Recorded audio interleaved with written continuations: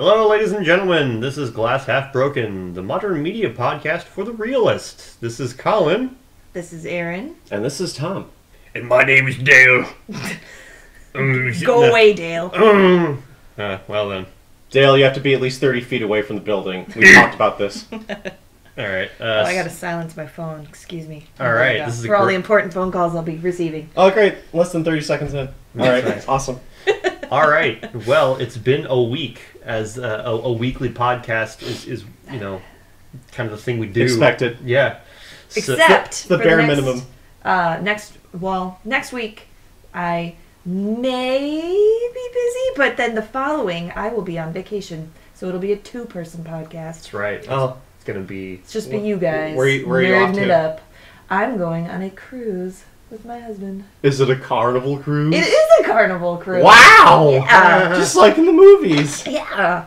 Oh, it's going to be so fun. Like Jack and Jill starring Adam Sandler. God, no. And Adam Sandler. And a third Adam Sandler, but you have to find that one. No, it'll be nothing like that. Actually, I've never seen that movie, and I will never, ever. Don't. Yeah, you have? I've seen chunks of it. Chunks? Yeah. It's not, yeah, that's about how you would describe an Adam Sandler movie, is in chunks. I've seen enough to know that I don't want to see anymore. Is basically what I hear from a lot of people about most of Adam Sandler's films. Well, you don't want to watch a movie about advertising? And what would that be?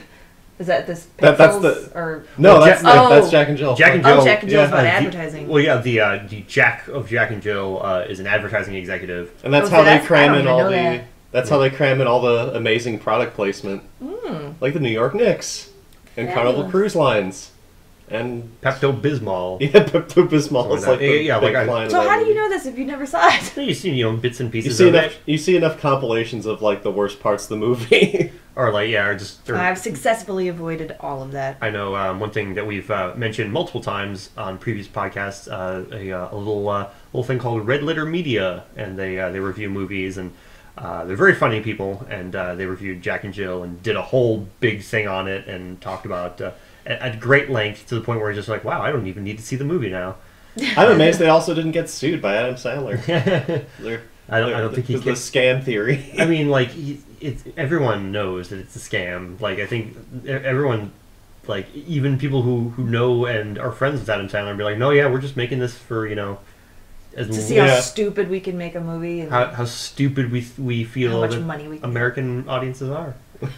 Well, I mean, Paul Blart, too, was just like a hotel commercial, right? Yeah. It was for... Yeah. Was that in Vegas, right? Somewhere in Vegas.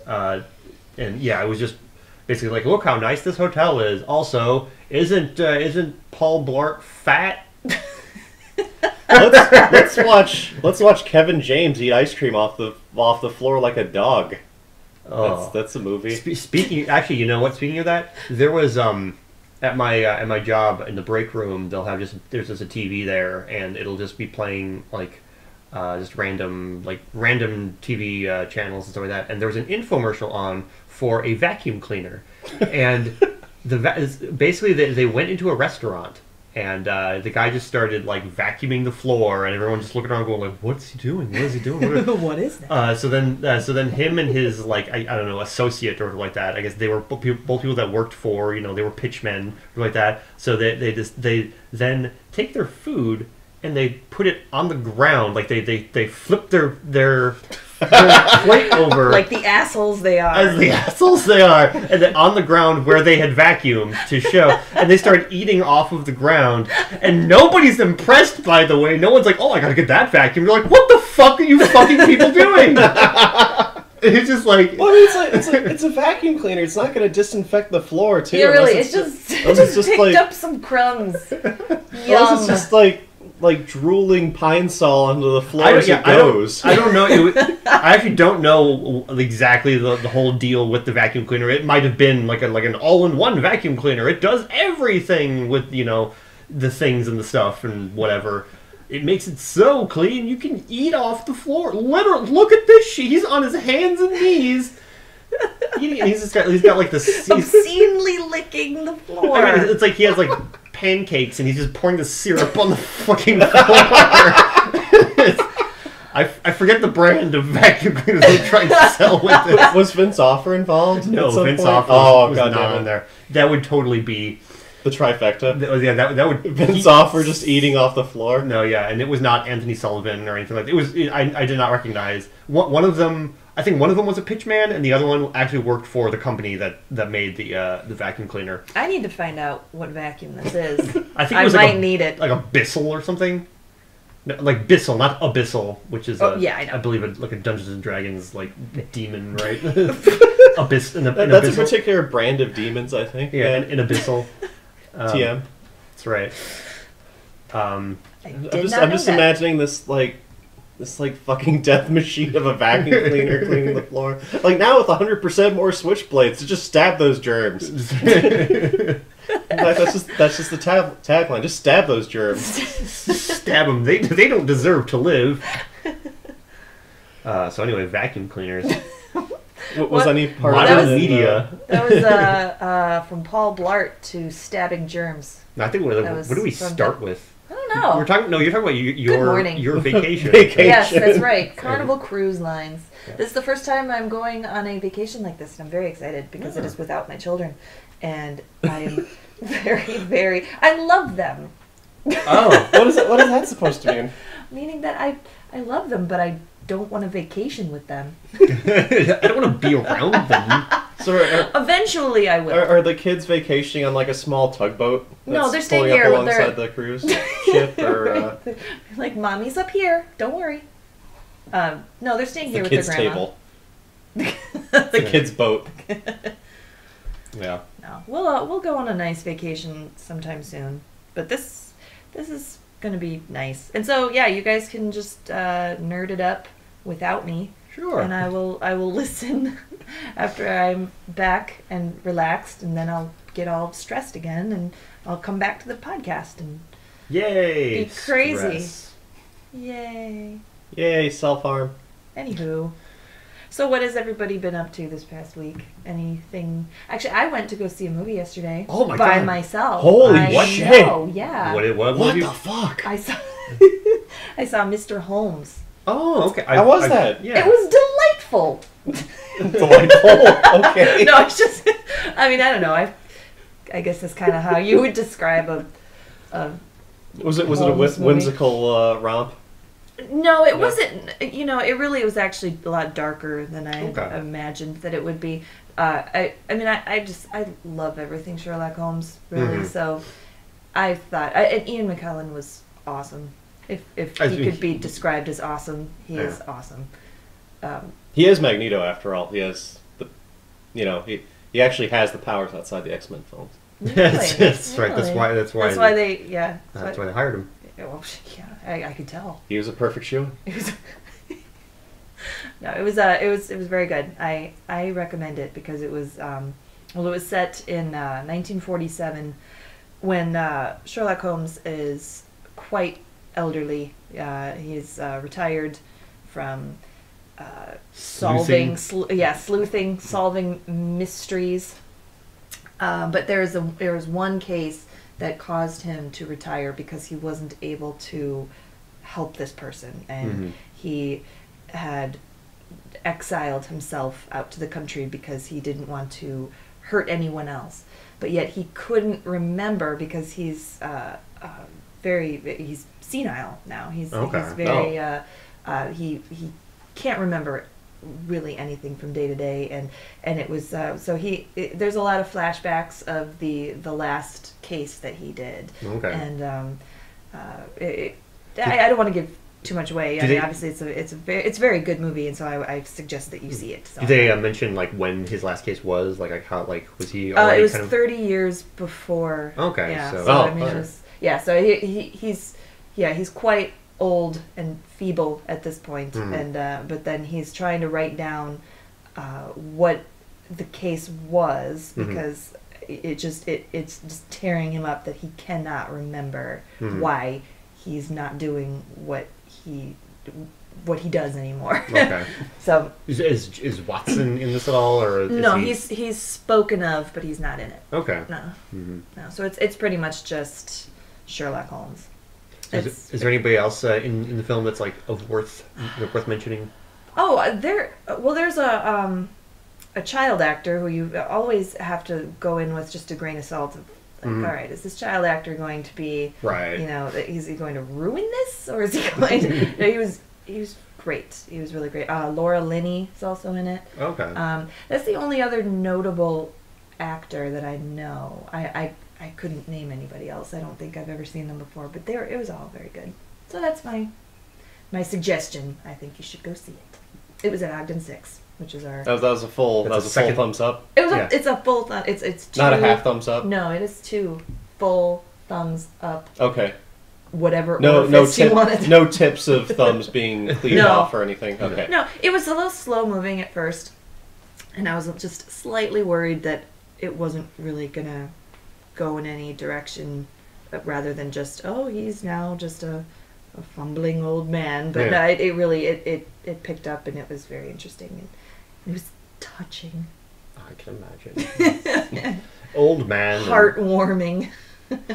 And it kind of does play off of because it's been done before that there were the rumors of just like the cap, the what's that called, the deerstalker cap. Yeah, the deerstalker cap. Yes. So then and it's just like I was like, he's smoking a pipe. He's like, he smoked cigars. That's exactly yeah. I've seen the trailer for when he's just like I preferred cigars instead. Well, that's also with the Benedict Cumberbatch version of Sherlock, where he's seen leaving this. A building, and there's press, and he's he just grabs a hat from it was like a theater, just to try to cover his face. Just to cover his face, and then everyone's like, "Oh, that's just what he wears now." Yeah, it's like I've never worn that. I didn't recognize you without the deerstalker cap. It's like when have I worn that? Yeah. I wore that once. Will you people let it go? Right. Yeah, and then in this movie, it's like, well, I used to enjoy pipes, but I won't smoke them out in public now, because. Yeah, it's kind of funny how it's a fictional character who is bemoaning his other fictional self. Yeah, that's what. Yeah, when you have a character that they do that with a lot of characters. I can't think of any instances off the top of my head, but there have been like James Bonds where like he'll talk about like it's just.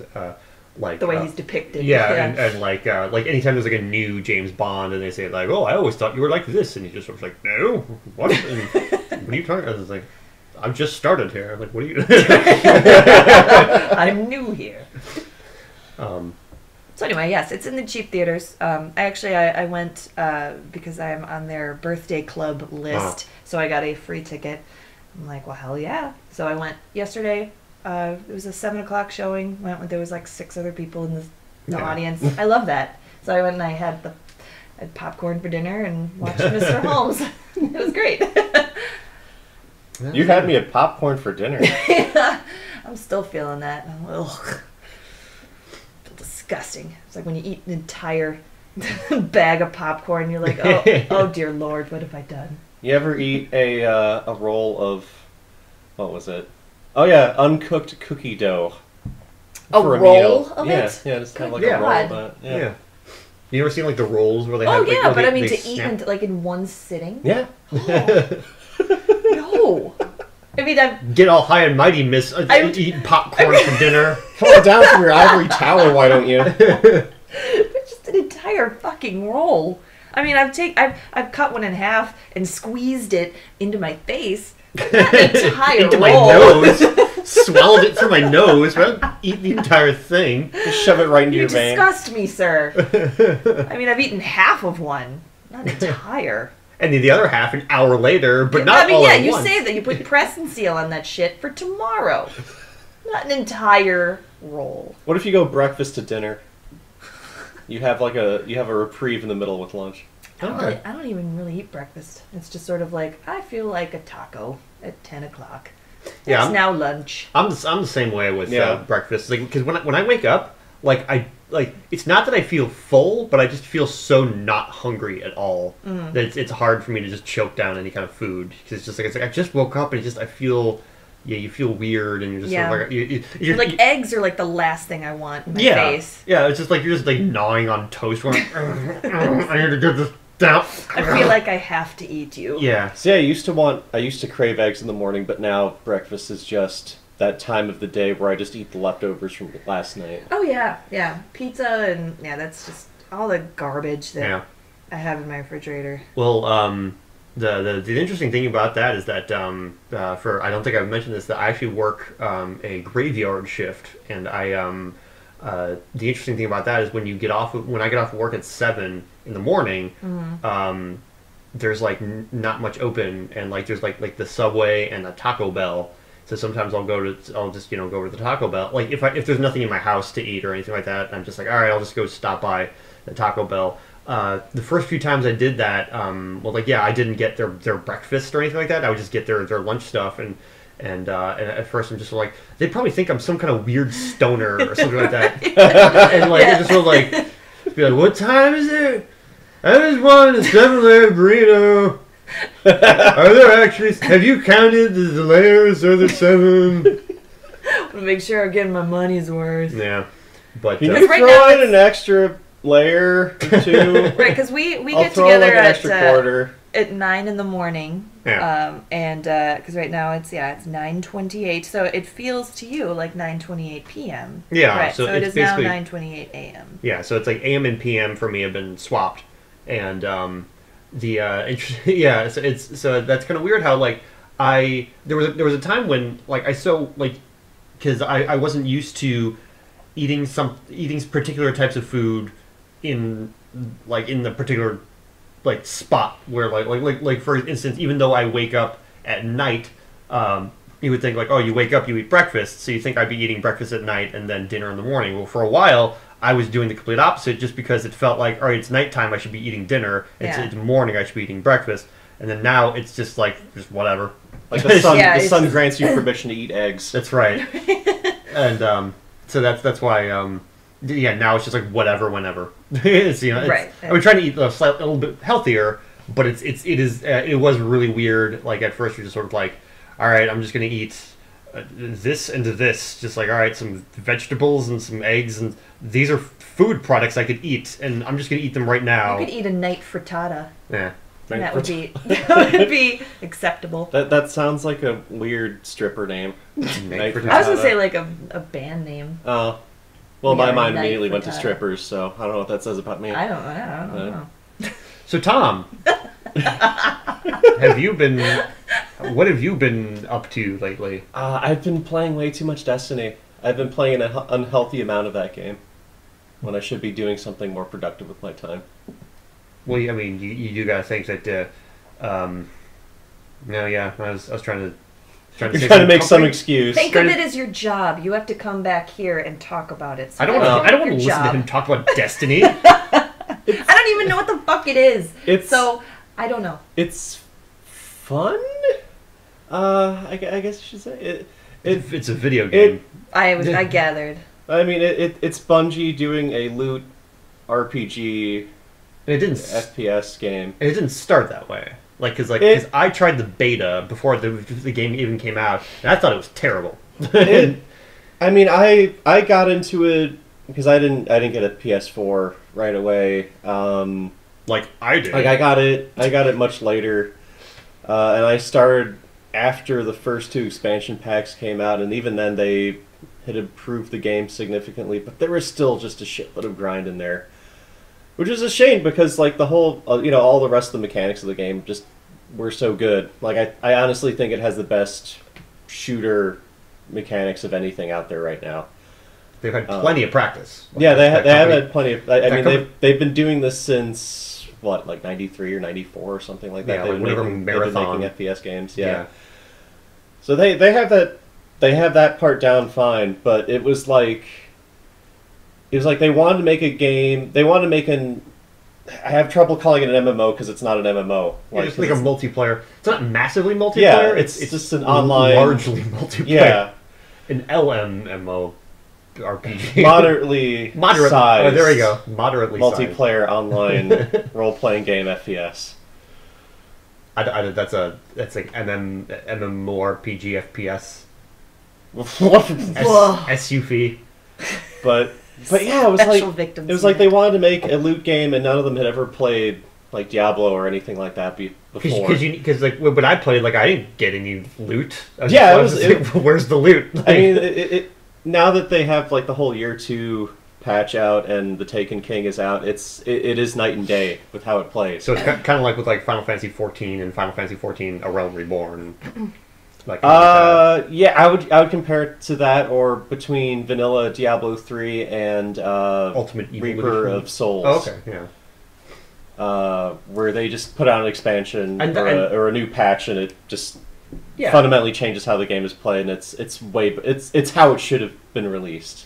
Yeah, and that's always like kind of unfortunate because like you want to say like, oh, okay, now it's good, all right, cool, but then there's that part of you that thinks like, shouldn't have it been good at launch? Like, I know, right? I mean, it's like that weird. It's like that weird kind of conundrum. I mean, where the hey, this used to suck far in the past, but now it's good. Yeah, it's because it is kind of that like I think like people like you and I think a lot of people like always hate that kind of George Lucas mentality when it comes to films of like, oh, let's just keep redoing it and be doing all these special edition bullshit. Oh yeah, I mean that's a perfectly apt comparison, because they did recast somebody in this game. Oh, if you're not aware of it before, I mean, Peter Dinklage, who played the Ghost, who's your little robot buddy, he got the axe and they put in Nolan North instead, who is much more animated. Yeah, well, I mean, Do you think he got the axe, or he's just too busy? I think they just decided not to call him for the new game. Well, I don't know.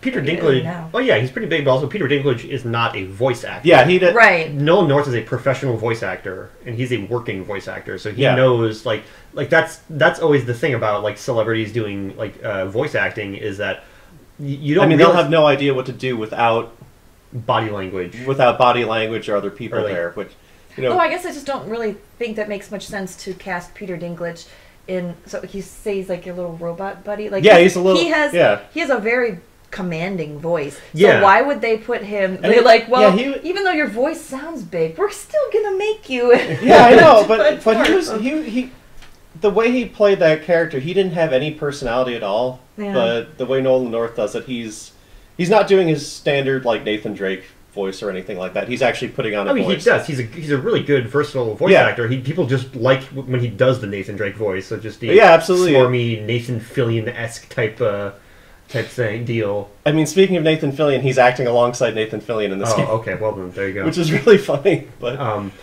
yeah, it's kind of refreshing to have him do like what he used to be known for, was just doing these weird, quirky characters. Yeah, totally.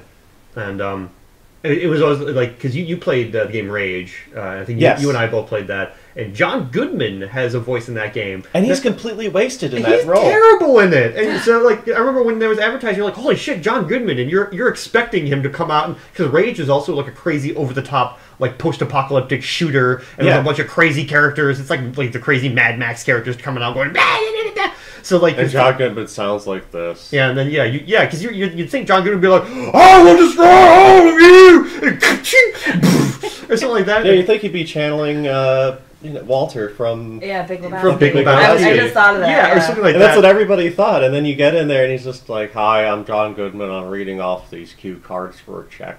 It's like that's disappointing. Oh no, those are raiders. They're gonna fucking eat you if they catch you. Yeah, and it was one of those disappointing things because like when I went through that when he was first introduced, I was just like playing going like.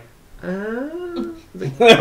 was like, okay. Here's the thing. Maybe he comes back later in the game. It's like if this first they introduce the character and he kind of tells you about the world and he kind of tells you it's like, all right, well here's what, pick up that gun and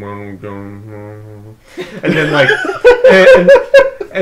and then like something happens later where it's just like, I don't know, like a loved one gets killed or something like that, and he's just like, I'm not gonna put up with any of this bullshit. And you're like, yeah, there we go. There he is. But you go through the entire game and like he's just in the first like 5 minutes to tell you how to shoot a gun. Yeah, he's the obligatory. Hey, we have money to blow in a celebrity cameo, so we're gonna use him for the tutorial section. And it was just like, why do that? Why would you? To get you to buy the game. Like, I'm trying, like, oddly enough, you know, one of the weirdest things ever was actually Susan Sarandon did a voice in a game called Dishonored. And oh my god, that's right. And here's the thing, like, when I had heard that, I thought to myself, like, okay, this is going to be another instance where she's just going to be a character where she's just going to be like, hi there, why don't you come over here? Why don't you pick up the knife and practice it on that dummy over there? That's how you stab people, or something like that. She was amazing. Yeah, she was. Her character was just so fucked up. She did the voice of this like crazy old blind lady, and she just talked like this the whole time. Like, and you had no idea it was her. Yeah, you didn't know it was Susan Sarandon. I was like, fucking Susan Sarandon was in this game. Where the hell? She was the crazy like blind witch lady. Jesus. And it was great. That's how it's done. Yeah, so it's just like I was really like impressed. I had no idea she had voice acting chops. Yeah, like, so I was really impressed. I was just like, good for you, Susan Sarandon. Like shit, like Bradley Cooper is Rocket Raccoon. Oh yeah, you not expect that. And then but then there was in the same game, Brad Dourif had a character, and he kind of just does the Brad Dourif thing. Who is that? Brad Dourif. He was like like Lord of the Rings. He was the Sauron's like Weasley dude that. And then like of course he was in One Flew Over the Cuckoo's Nest and. Oh, that's right. Yeah, and right, he was the young kid in that and stuff like that, and like he always plays a weird Weasley kind of character, and so even though he was just kind of doing that that voice, I gotta look him up. That like was perfect for like the character in that game where he was just like, all right, Corvo, yeah, I need you to go do this thing or something like that, and just like it's like the voice he had. He was like really jonesing in that game, yeah, for whatever it was he was on. Yeah, and it says here he was in Child's Play. Oh yeah, he was the voice of Chucky. So all the Chucky movies. Yeah, he was the voice of Chucky. Really? Yeah. Okay. So, I am learning new things. Yeah, and I did not know that. So you can get celebrities to do like voice acting, but it's like you kind of have to have the chops for it. Yeah, and it was really weird. There was an interview once again going through. I looked up a lot of stuff for Dishonored, the game Dishonored, because they had a ton of celebrity voice actors, and Chloe Moretz does a voice in the game. And she was talking about like all the different things that like you don't have, you can't use your facial expressions or your like any kind of body language. You really have to really emote using your voice, and so it's like she understood that, yet her character was very bland, very I mean she didn't really have a lot to work with. For that particular character. The character that she had in the game, like she did as well as you could for a kind of a bland character like that. Yeah. Same with like Emma Stone in Sleeping Dogs, where it's like her. That's right. She was in Sleeping Dogs. Yeah, and her forgot about that. Her character was just was nothing with nothing, but she emoted. She was just like like she was also in there for like 3 scenes or something like that. Well, right? she was originally going to be a bigger character, but like that game went through crazy development. There were so man. If only we could go back and play the shit that got cut from that game. That would be an interesting thing to have, like, even though... Because I mean, don't get me wrong, that's a great game, but there are characters that just fall off the face of the earth. Yeah, because it's like, originally they were going to do something else, and it was going to be a bigger character. It was, like, interesting, watching an interview with Emma Stone about Sleeping Dogs and talking about, like, how cool this character is and talking about all that stuff, and I started to realize, like, they did this interview before all that stuff got cut, didn't they? Yeah. So it's just like, so you play the game, you go on a date with her, and she's like, thanks for the date, all right, see ya. And then that's it for the rest of the game. And then there's another, God, I forget if this was before or after the date, the date character. I feel like I should call them, because it's not even like a romantic interest. You just go on a date with these women, and then nothing happens of it, unless you decide to just kill one of them and put them in your trunk. Yeah. The game doesn't tell you to do this, but it leaves you the option wide open. If you want to simulate that. Yeah. But so very cool. All right. So you what were we talking about before? I think we were talking about Destiny at some point. All right, that's right. I legitimately forgot. Our tangents go so crazy. But yeah, I do recommend Destiny. If you like games where you shoot bullet shooting guns at guys that are shooting other bullet shooting guns at you until they die. It is a shooty time experience. Go on.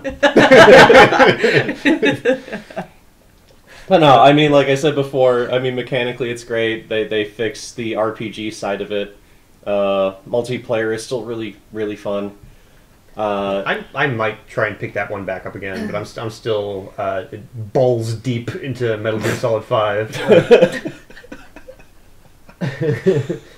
Inside Snake's plump, juicy butthole. Really? Wow. All right. Anyway. Well, we may have to start editing the podcast. No, fuck you. That's a good. I was gonna say butt cheeks, but it came out butthole. I don't know if you It is what it is. I don't know if you want to. It's not that it's not a it's not that it hasn't been a homoerotic game in the past. I mean, Jesus. Yeah, they have enough slow panning shots of Snake's ass in this series. Yeah, for as much as people complain both about versions of Snake. As much as people complain about Quiet being over sexualized, like damn, like Snake can rock just a skin tight suit. Like, did you unlock Quiet's outfit for Venom Snake yet? No, I've gold Quiet, where she's completely gold. You just spray paint her gold. It's basically what it looks like. Okay. She's just gold. Everything is gold, actually, at my base. All of my tanks and helicopters are gold, and like unfortunately, I wasn't able to spray my actual base gold. Sounds rather flamboyant. That's right, but it was blazing pink for a while on my base. I stand corrected. But now that I realized. As I was running through the base, I'm just like, this is very hard to look at because it's just an obnoxious pink. Like I like the color pink, but this was just a very like a neon pink, and it was just like, oh, this is kind of hard to just look at. So now it's a soothing blue color. So it was more like I'm snorting coke off of a kitchen table pink, more than a. I've never heard of that, like that description before. No, like Tony Montana. Oh, okay, all right, fine, gotcha. All right, now that that's a very roundabout way to make that reference, but that's I right. did it. All right, there you go. You made it work by explaining it. I still don't get it, but that's okay. That's the joke. Yeah, that's a joke. There are way too many instances where you guys start talking, and I'm like, okay, I'm gonna check out now. Yeah, I'm gonna look at my phone. Well, I mean, like, yeah, if we ever get like that, you can just please butt in. Please shut up. It's like I don't know what you're talking about. Stop it. So. Well, somebody has to know what you're talking about, and that's not to say that. Yeah, that I don't really get all of the video game references, but that's just me. You guys go I think you should totally play Metal Gear Solid 5 with your children. I don't even know is that PS4? Yes, it's PS4 and it's also on PS3. But if you don't have a PS3 either, I still have a PS2. So like if you if you are going to get a new system, you probably just get a PS4. But like I'm trying to think like if that would even be like all right because it's like I'm trying to think like all right you'd probably be mainly getting it for the kids. Right, I can't imagine. Like and you and Tim would probably play it every once in a while, but like I'm just trying to think like there's just I would probably just say get the Wii U. That's what we're thinking. That's like there's Little Big Planet 3. There's Knack. I was trying to think. Knack is fucking hard though. Yeah, for little kids. My kids are still like they do. The 10-year-old does Nintendo DS, 3DS. Okay. Like Animal Crossing and stuff. Yeah, I'm fine with that. It was like yeah, it would definitely for like younger people like definitely. Just oh God, my Animal Crossing town. It's probably God, my muffins. They're burning. Fire. I haven't checked in my Animal Crossing town in probably 9 months or something like that. They're all dead. They're all dead. Thanks to you. Same here. They're all dead. There's weeds growing out of their corpses and everything like that. I just got the. Erin, why did you leave us? For her birthday, got her Happy Home Designer, which she really likes. It's really funny. Like I didn't even hear about this game until recently. Because I didn't realize, because I love Animal Crossing. It's really new, I guess. Yeah, well, it's like, because it's weird, like, 'cause I love Animal Crossing, and like I always like to keep up with the latest like gaming news and things like that. And for some reason, I didn't even realize there was a new Animal Crossing game coming out. And I didn't really hear about it until it came out, so I don't know if they just kind of hold an apple. Well, I It's guess like, here you go. Or there were commercials like on Nickelodeon. I mean, that's how she knew about it. Oh, I okay. don't watch Nickelodeon. Neither do I. We're not in their Target demo. What channel is Gravity Falls? That's Disney. That's XD. Disney. Yeah. Yeah. I watched that. That's I watched that too. Oh god, that show is so good. yeah, it's really good. Jesus. It's got it's definitely one of those like shows where it's just like, yeah, it's good for kids. It's like and that's the thing nowadays, where it's just like a lot of the writers, they'll write for themselves and they'll write, but then they'll just make it appropriate for kids. And well, there are references in My Little Pony that are. Those are references to like the Big Lebowski. Yeah, and it's like because every child knows the Big Lebowski and like and there's like a Fear and Loathing in Las Vegas reference. Which yes, is like, I did see that one too. it's just sort of like, they'll totally get that. It's like, It's like, oh look, Mom, that's what I'll do. yeah, that's just. I'm the token not brony here. Did they just have like a lounge lizard scene? No. They were driving, right? Well, it was one of the characters, or just it's the John Delancey Q like Star Trek character. Oh, okay. Like Q, he can like turn into like other things at will. And so at one point he's just like, they're gonna head out somewhere, and he's like, all right, let's go. And he has like the bucket hat, the shades, and like the Hawaiian shirt. And he's just like, all right, let's get going. And that was it. Oh, it's just a sight gag. It was just a sight gag. It wasn't like an episode. He didn't. I thought though, I saw a picture though. I saw of two ponies in the convertible, and they were. I mean, so probably I don't think it was the episode, but it was just a picture, it was fan like fan art or art. something like that. Yeah. I don't know. Stupid fans. Stupid fans. That's always arting. It's a cute show. It is. I like it. My kids love Derpy. Anytime they see Derpy in the background, they're so excited. So excited. So is that character officially called Derpy? Not No. to turn this No. into a My Little Pony podcast or anything. Muffins. Muffins? Is it? Okay. It's her official name is Muffins. Yeah, but it ends up but there's never an episode about her. No. It's like there's one where she talks in the credits. She's credited as Muffins. Oh, all right. Yeah, I know of her as Derpy. Well, I mean that was the original name. Then people got offended. Of course they because they thought that was it was ableist, I believe is the term, and then well, I mean the first time I ever heard derp was because of South Park. Like that was the okay. or like that that was the first time I ever heard it. So I was just like, I heard like herp and derp or whatever like that. And and I remember even there was an interview with Trey Parker and they were when they were talking about the episode where somebody was talking about derp or something was derpy or something like that. They just said that was a term that they had come up with to describe Rob Schneider movies. I think that's right. And so it's just Rob Schneider is a carrot. Yeah, it's like Rob Schneider is a stapler, that whole thing. Yeah. And there was this there was a commentary, and they were just talking about it's every time you just see one of those movies, you just think derp, it's just real derpy. That's the only word to come up with it. And so I don't know if I actually don't know if they invented that word or if they just or what. I'm sure somebody's furiously looking it up on Urban Dictionary right now to correct us. Yes, but yeah, furiously. And then the character in My Little Pony was just it was in one of the animators just doing. Well, and now it's the term for when your eye goes when one eye crosses and the other one looks out. Well, it's like wall-eyed. Right, that's cockeyed. Cockeyed. Yeah. Cockeyed, I think is but the now proper that's that's Tom's doing it right now. Yeah. Yeah. All right. That's a derp face, according to the internet. The internet. That's I should take a picture of you doing the derp face and just put that up on YouTube as the still for this podcast. It's just your face. We could do that. Okay. That's right. All right. We could totes do that. That's right. It's done. No, it isn't. But anyway, off of children's television. It's kind of weird, how that show is it's obviously very controversial that adults are into it. It's one of the very few kid shows that I should watch. So it's usually anytime I talk about it, I'll be I watch this show and this show and this show and this show, and I don't have any I don't watch adult shows because those are too scary. But like it's like for me, it's like I'll they make me feel things. The big reason I actually started watching My Little Pony was because I was binging Breaking Bad.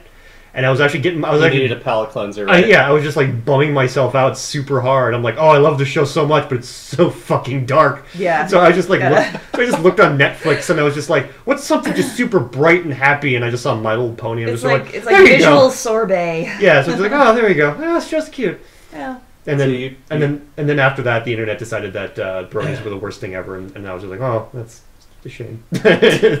Well, you're not. I wouldn't call you a brony. Yeah, I wouldn't go that far because I don't see you just like furiously masturbating to the show. And you're not going to the conventions, and unless you are you? No. Okay.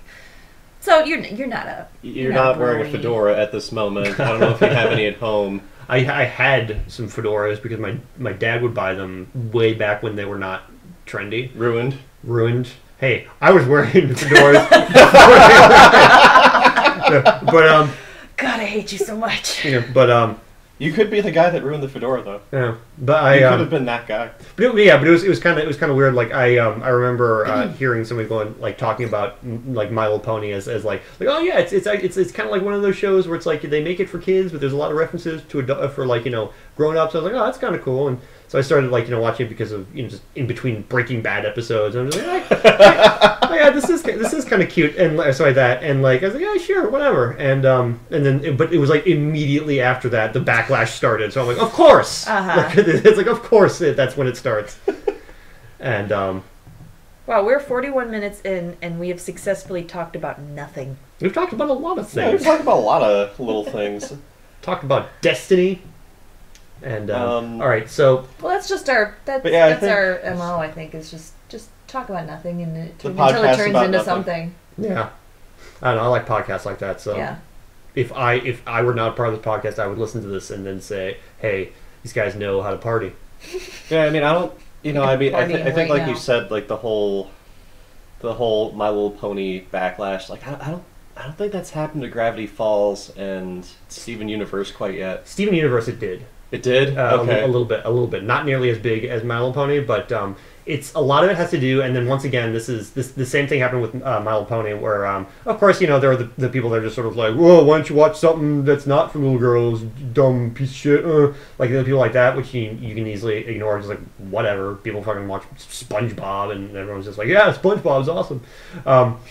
But like they're Golden Girls is fucking amazing. That's right. It's totally out of our demographic. But one of the things that people actually were legitimately getting, where people were morally objective, that were like adult men into both My Little Pony and Steven Universe, is that they had feminist themes, and that the main reason why a man, like an adult male, would watch something with feminist themes was to take it away from women and to claim it as their own. And that was why people were just like, that's why men like things that have feminist themes, is so they can just take it as a male thing and overtake it. And that was like the main the reason that like a lot of people like that weren't just like, just stop watching things for little girls, you dumbass. Like they didn't have that attitude and were actually saying like, no, this is like legitimately wrong, was because of that. And so that's why a lot of people like, yeah, we're like legitimately objecting to like adult men into My Little Pony, and to a lesser extent Steven Universe.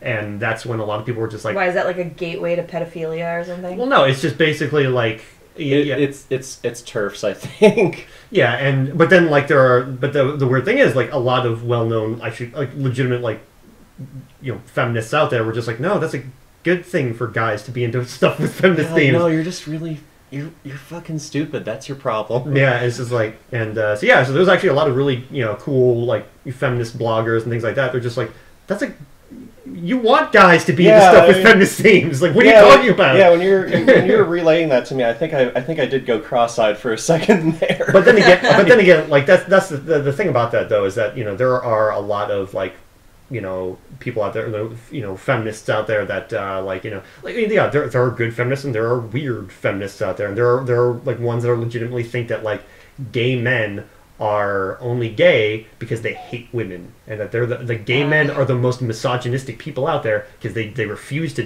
have anything to do with women.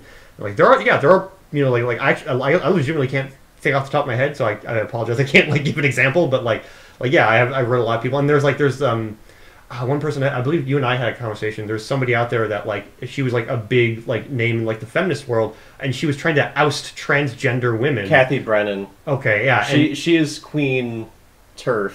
Yeah.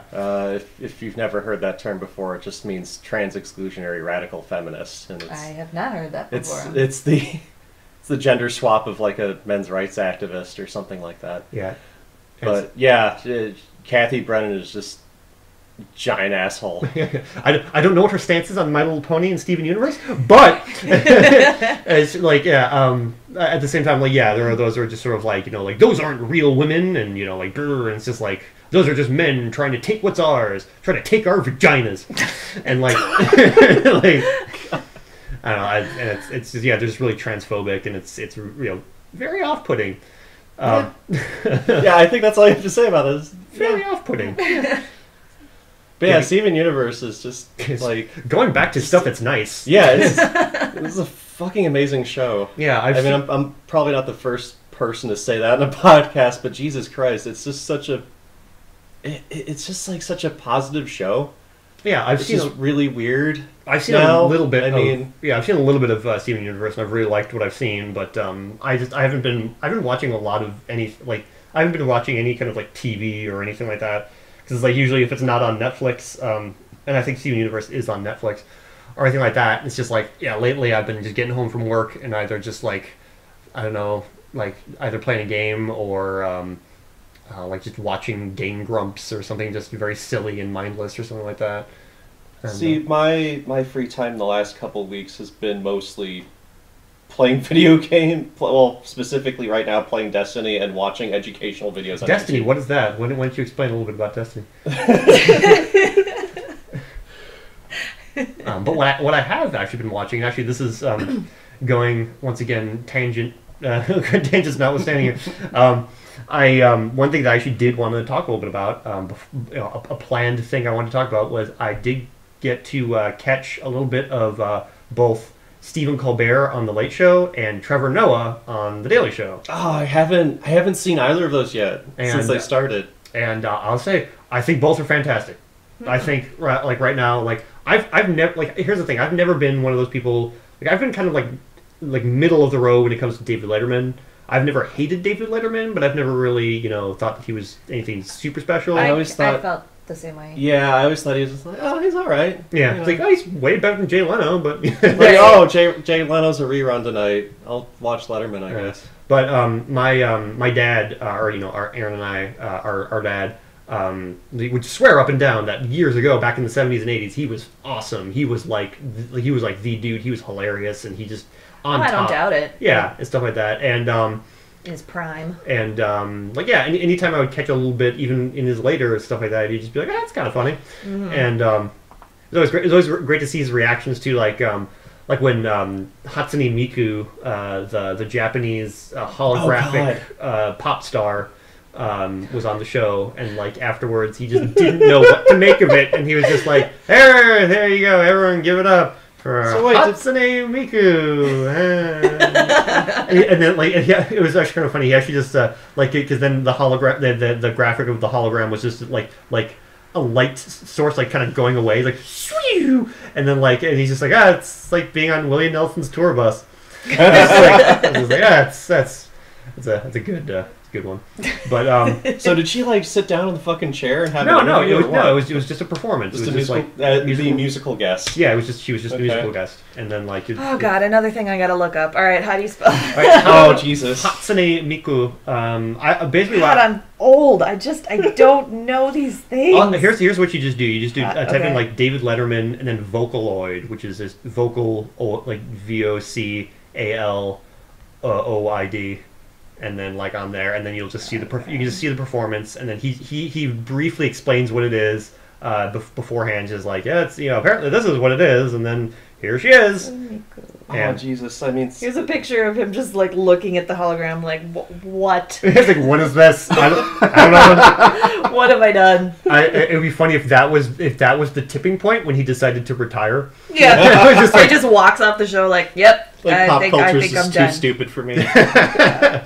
Like, we are done here. So anyway, so Stephen Colbert, like I've always been a big fan of Stephen Colbert and the Colbert Report, and he's pretty much kind of this. It's kind of the same deal, only like he's not like with the Colbert Report, he was very over the top and over just saying. Well, he was playing a character. He was playing like this character, and on the Late Show, it's kind of a toned down version, but it's very much just like the same kind of stuff that he's going after. He goes after a lot of like it's essentially the same show, only he's toned down a little bit, and I actually think that that's room for more variety. Like with the Colbert Report, like he just had to stick to this this conservative character version of like right. Stephen Colbert. He had to call who was it that he called Papa Bear? Was that Bill O'Reilly? Was that Bill O'Reilly? Yeah. Okay.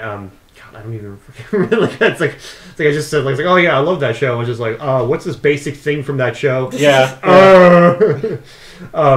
It's late for you. It's early for me. That's right. So, and I think like the fact that he doesn't have to adhere to this kind of different version of himself really opens up like a lot of different opportunities for comedy, and he has this perfect balance of like having the fun guests on of like of just doing just talking about like my latest movie or here's the latest album from whoever, and then actually having like political guests. Like he's had Jeb Bush and Bill Clinton and like a lot of he really tries to have that balance. You can tell he doesn't want to have just like here's just all the fun stuff or here's all the political stuff like right, because then it would just be a talk show, like a late night talk show if it was all just the which it is a late night talk show. But yet like how to make it different. He doesn't want to be Jimmy Fallon. He doesn't want to be or Jimmy Kimmel or Jimmy Kimmel any of the Jimmys. James. God, there's too many fucking Jimmys. Yeah, there's so three. Like, there's three. Well, there's Jimmy Kimmel, there's Jimmy Fallon, and then there's James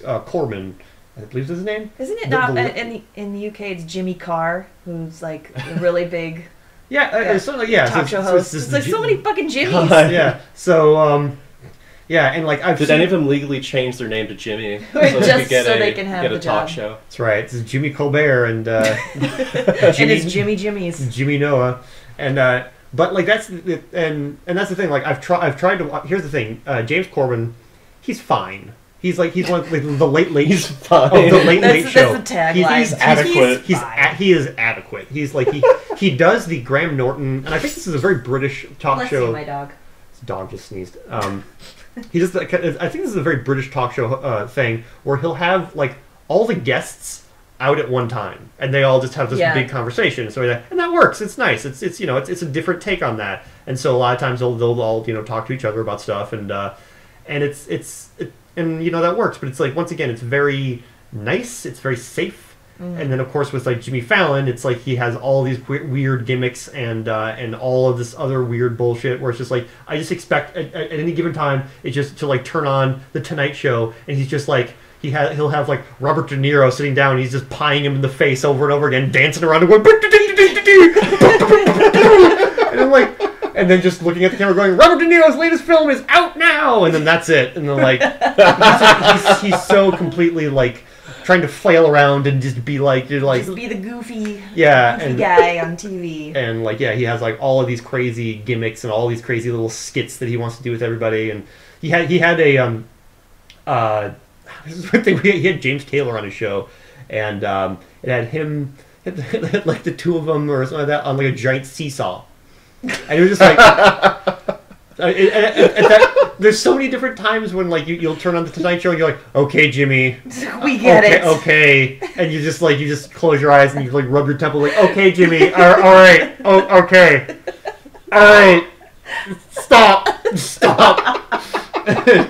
And he looks at the camera, he's like, am I funny yet? Am I funny? Do you like this? Do you like this? And like tweet about it if you like it. Like he's just like bashing himself in the temples with a hammer. It's like there's blood streaming down his face. Like, why don't you love me anymore?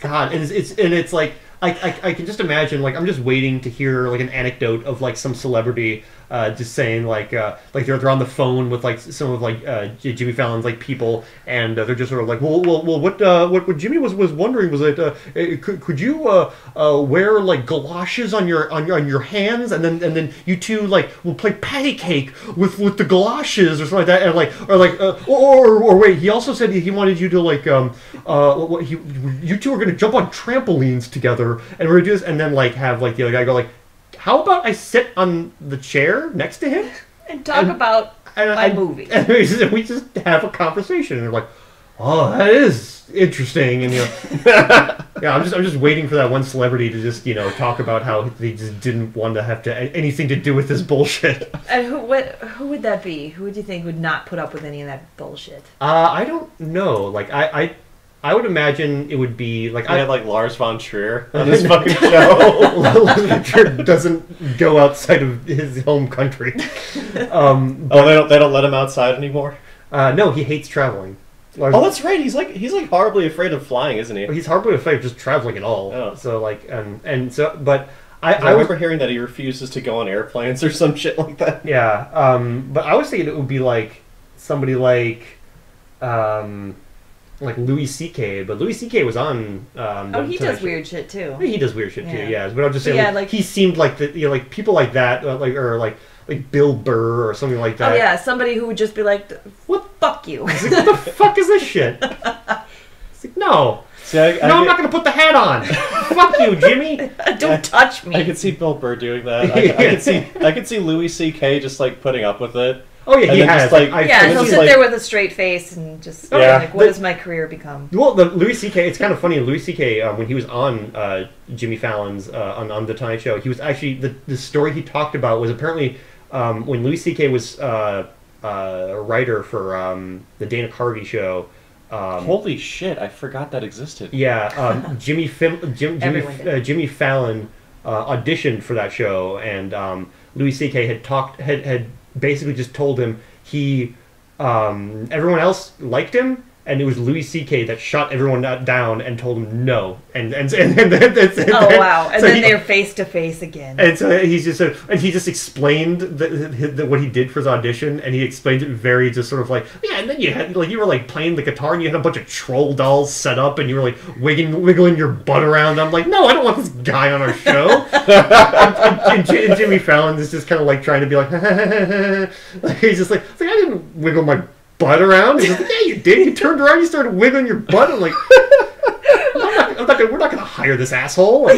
So Louis C.K. like at the very least, was very just like very honest. He's very blunt. Yeah. So like he'll shoot down any absurdity. Yeah. So that was good at least.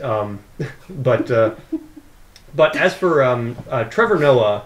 Has just started. He's only had like a few episodes. Well, both of them. Stephen Colbert's only been on for a little bit, and then. I think Trevor Noah started last week or something like that. Yeah, and he very similar to Jon Stewart, and I think that's probably my biggest thing right now is that I think he's trying too much to be Jon Stewart too, instead of being his own. Yeah, so I feel like he's still in that kind of mode. Well, it's kind of like I don't know if any of you had watched Jon Stewart when he first started. Because I know, like I used to watch Daily Show when Craig Kilborn was on. And people forget that Craig Kilborn was the first host. Right, and people were like, "Well, he's just trying to be Craig Kilborn." No, yeah, totally. And in fact, I remember the very first episode of Daily Show with Jon Stewart, and he had Michael J. Fox on, and that was the first guest.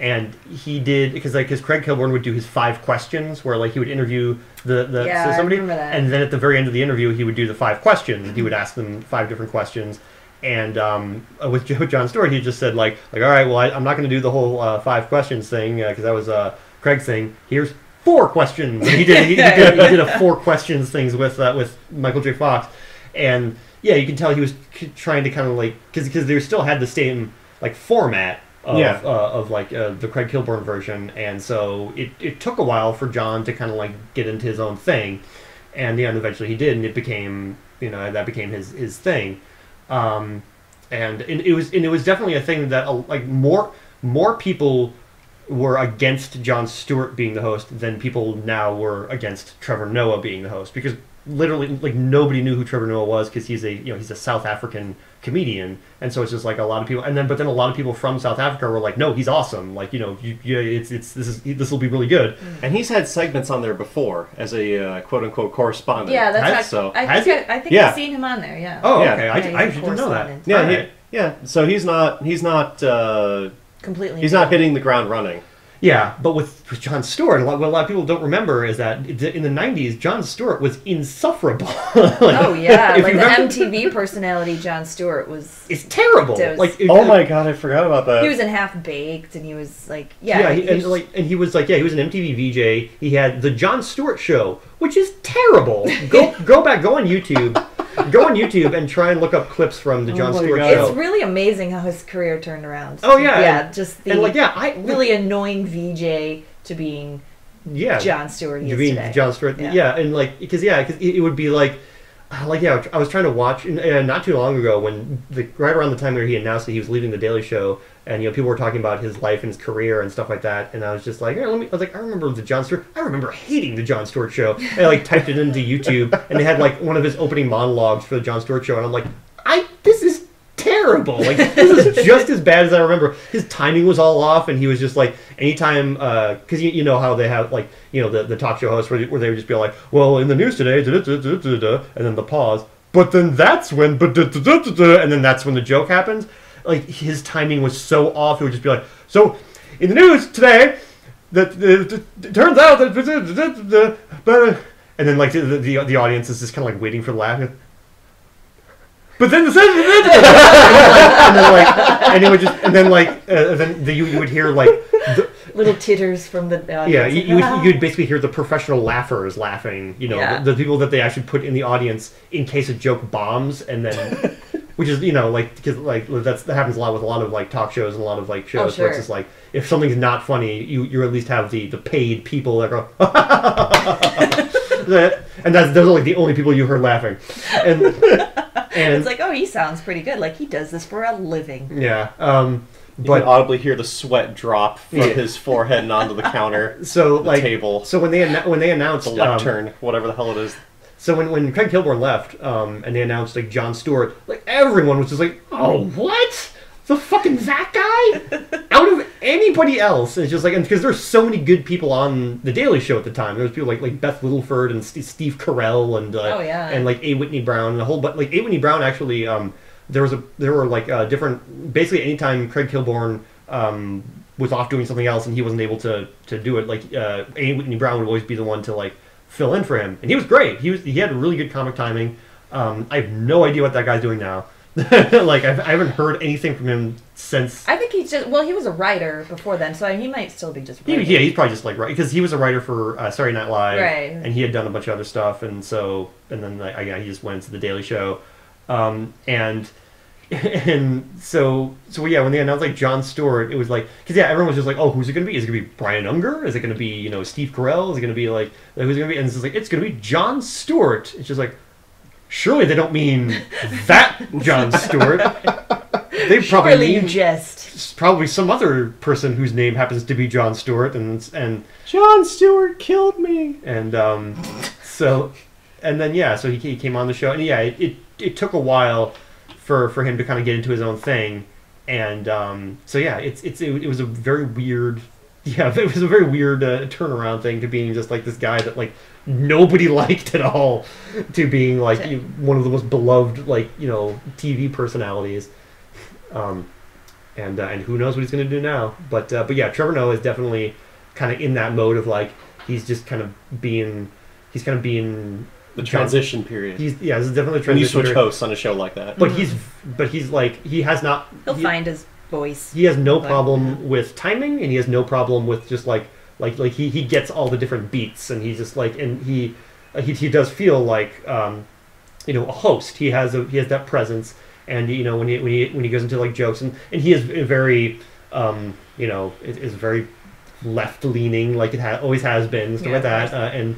It's not not nearly as much as I don't know if Redacted Tonight.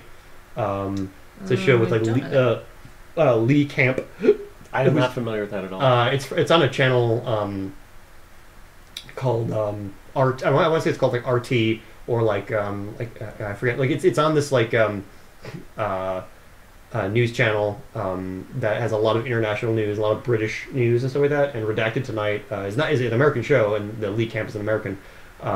But he is super left leaning, and to the point where like he's like very like left, like ultra leftist. He's really funny. Like he's a really funny guy and stuff like that. But like that's definitely like I know like there's some any kind of radically, whether it's left or right. Like I can't listen to that. Oh yeah, does he have like a shrine to Lenin? There's there a little bust of Lenin up in the background? Well, I mean, here's the thing: like he is like 100% satirical though. Like he's like he has a joke for like and so I remember like my dad actually really likes him. And my dad is very moderate, he doesn't like super like left or right leaning, but he's really funny, and so it's just like he doesn't even really care. I would consider myself moderate as well, yeah, with a little bit more of the more to the right, but yeah, like I can't listen to somebody. If it's satirical, then sure, if I know that. But if you wouldn't sit there listening to a vegan tell you about how awesome being a vegan is. Correct. Okay. there are most extreme leftists that wouldn't do that. Right. But yeah, he's Lee Camp is he's so funny, and like even when he is being very ultra leftist or something like that, he still does it with a wink and a nod and stuff like that, and he's very passionate. But yeah, he's definitely like basically if the Daily Show went even further left is Redacted Tonight. But yeah, Trevor Noah definitely is not as radical as that, but like in his last episode he does talk about like basically he makes it known how much of like against the defunding of Planned Parenthood he is, and how basically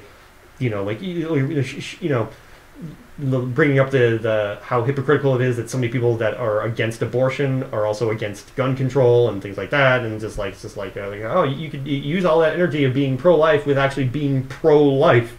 And so it's just he has that. It's very very much the Jon Stewart left-leaning Daily Show. Like they're not going to go the other way and be like, no, it's totally non-biased.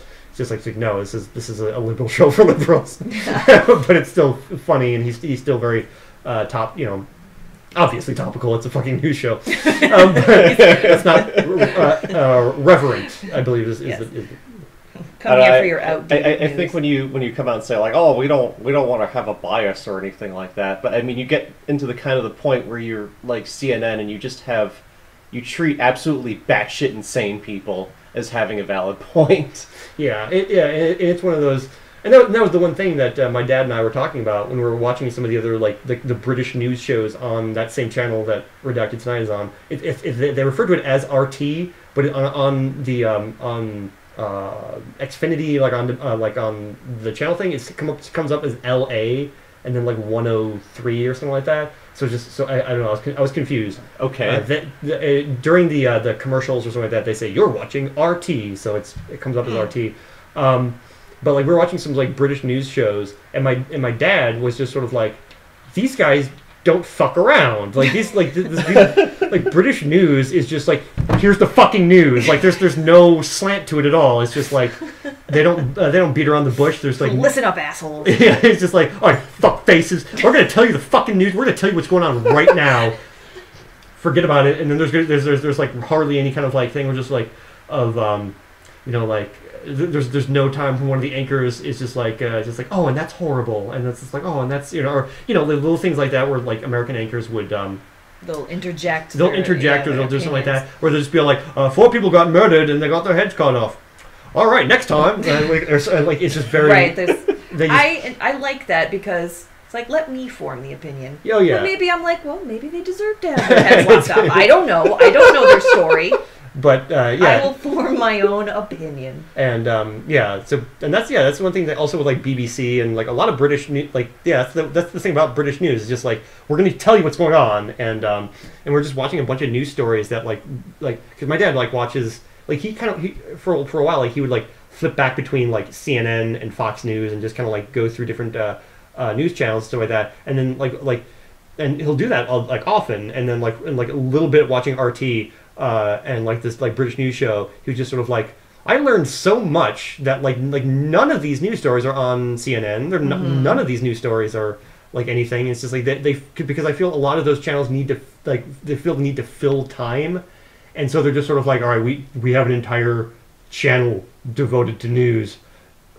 We need to be talking about all right, we need to be covering, let's cover ISIS because that's important. And then once they're done talking about that, like, we have another hour and a half to fill.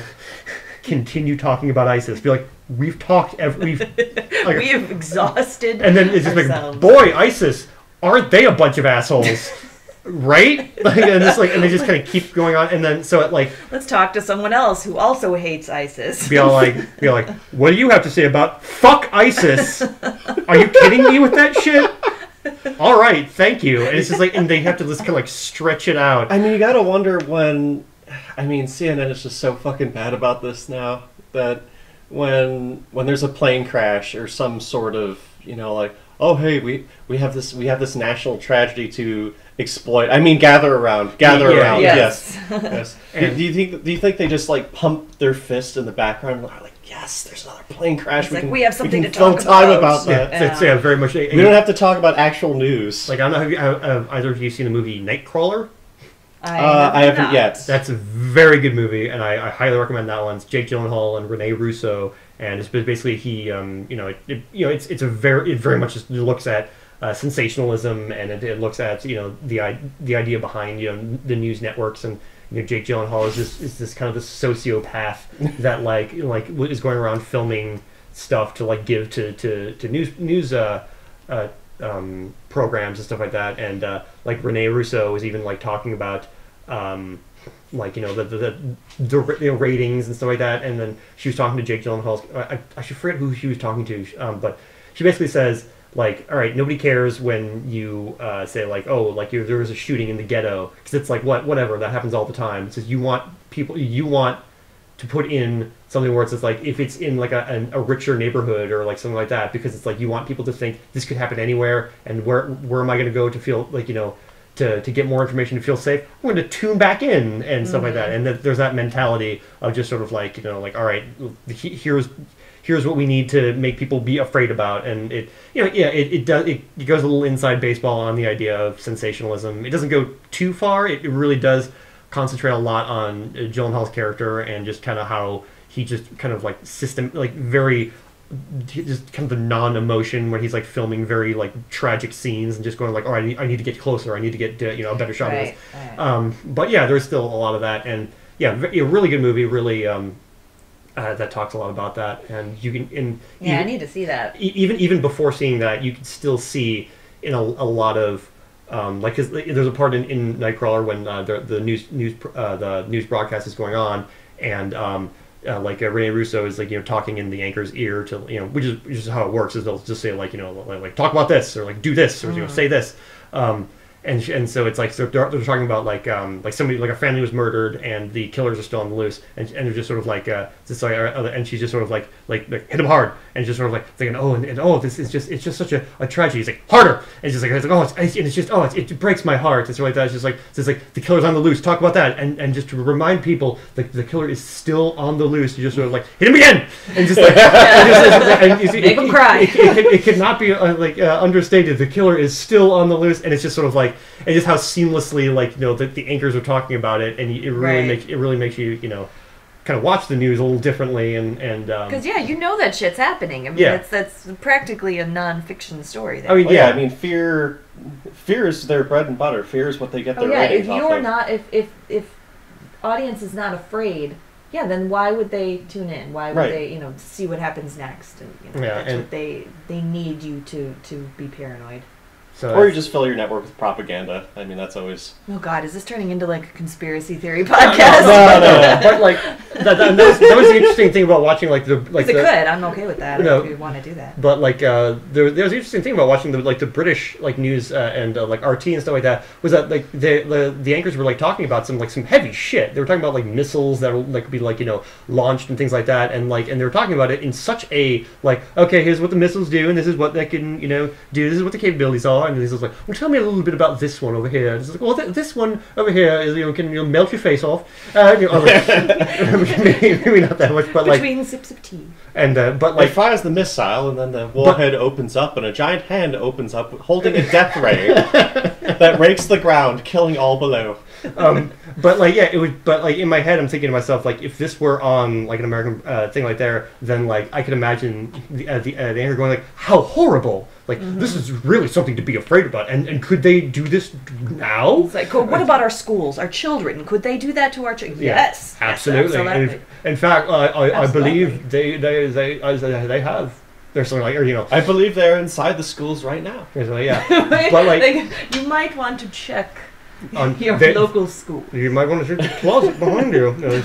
But they didn't. I was just thinking to myself, wow, that's it's kind of weird how that doesn't seem like you would need to show that much restraint to be this is awful. Oh my god. Should and you think about that part in The Simpsons where just should we crack our skulls open and feast on the goo inside? Yes.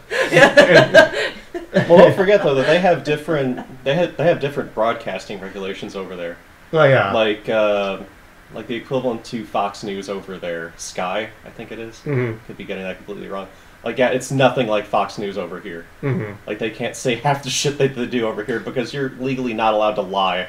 Yeah. It's a different thing, and it's just they're the attitude of there's the that internet meme that spawned from the old saying of keep calm and carry on. Mm-hmm. That comes from the fact that they're just so calm about fucking everything.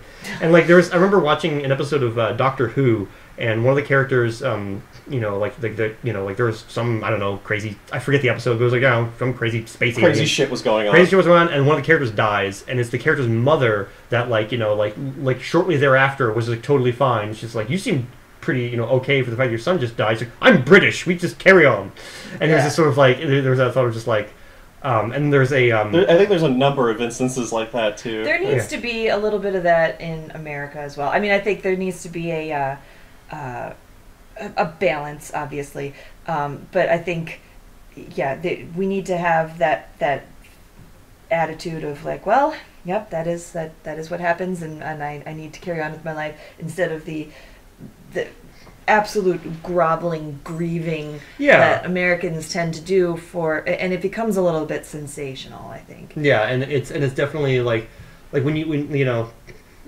the big one, of course, being 9/11 and stuff like that, and it's sort of you which is completely understandable, obviously. Completely understandable, but then there's the fact that they it's one thing to say okay, never forget 9/11 and all that and stuff like that, which is of course that's once again understandable, but then it's just there are those instances where it's just sort of back in 2011, which is the the 10th anniversary of 9/11, and they really hit it in there, and I remember watching some once again this is back in 2011, but there was a show talking about it was commemorating what had happened then, which is fine, but then they started talking about and can something like this happen again, and yes, absolutely, and kind of going into that dwelling of that and this was something that could have been easily avoided, but then it wasn't, and and once it's something, and then it makes everyone feel like God, all these people they died for nothing, and we could have,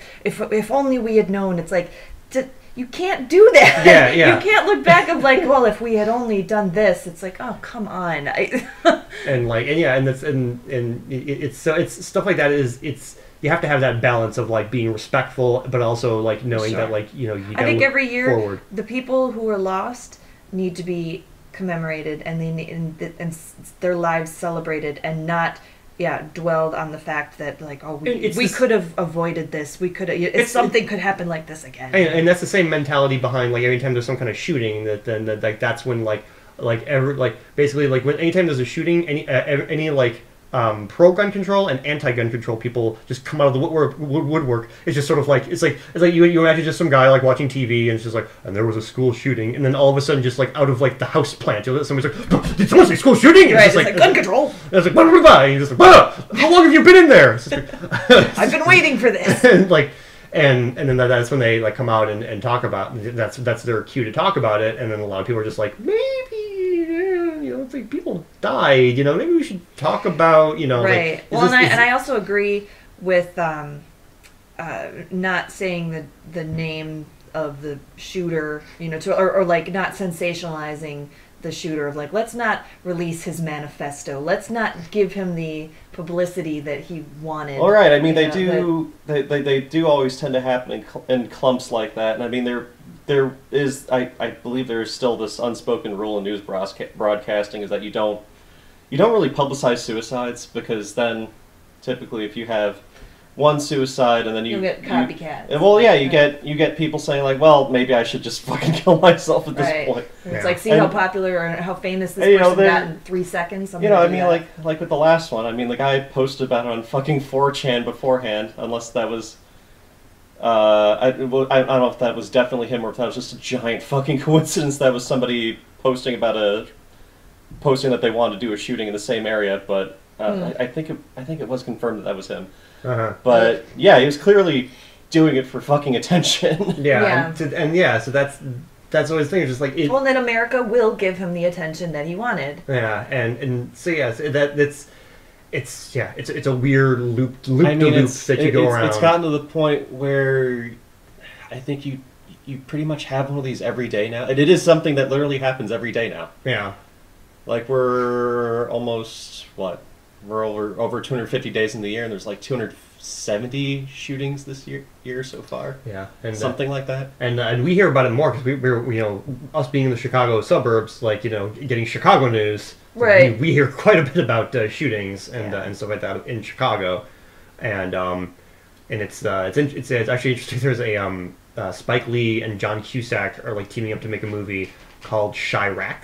Because of the fact that like they're just like Chicago just kind of feels like a war zone. It feels like Iraq and stuff like that. And so if you mention the name Chirac to anybody that lives in the city proper, they fucking hate that name. Yeah, but I mean, like, it's like either because they're in a they're in a neighborhood that's not as bad as the statistics show the city as a whole, or.